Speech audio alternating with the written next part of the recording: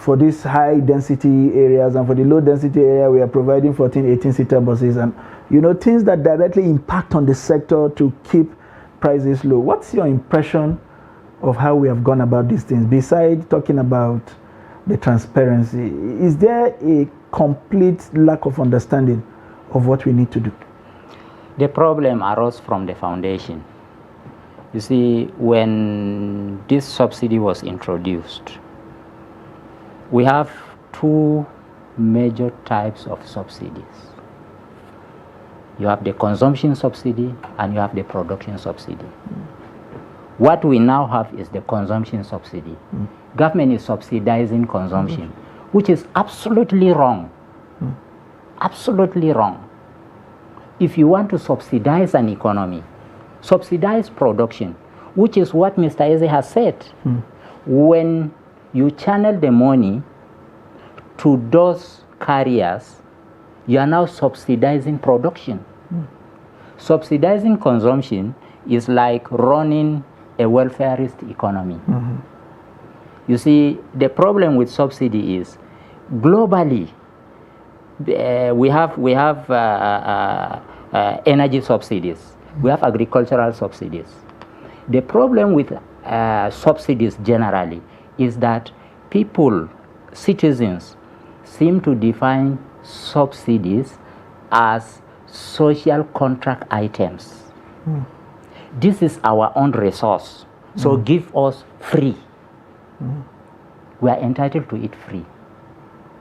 It is a wrong notion anyway, but that is what is happening in all over the world when you define subsidies. So it is the duty of the government to come out clearly, transparently, and show the citizens that, look, this is consumption subsidy.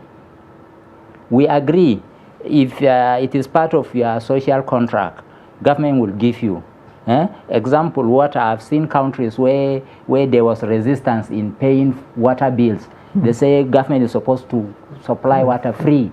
So this is how people look at oil too, that this is our own resource, give us free.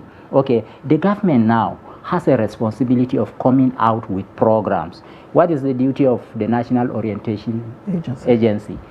Reorient the psyche, the thinking, the mentality of Nigerians that, look, subsidy, apart from its natural cost of consuming your own resources inefficiently, there's a lot of corruption inside. This is the orientation that tell Nigerians that, look, there's a lot of corruption. You see, the corruption is even in phases. You pad cost. There's cost padding in our own case. That's right. You pad the cost of subsidy. Another cabal will be padding quantity. Quantity of fuel supply. Right? All our agencies are giving different figures. Nigerian midstream and downstream Petroleum Regulatory Agency is giving us a figure around, in fact, it gave two figures, 62 million liters per day, then 66. Two from the same agency. The National Bureau for Statistics says that Nigeria has no template. That's what it says. So it doesn't even have standard figures. And it is even querying the figures being bandied. Customs are giving 98 million liters per day. Right? And then it reviewed it to about 88. The same agency. NNPC is giving us a lump figure. It gave us the amount of imports per period, and if you calculate that, you get to around 61 million liters per day.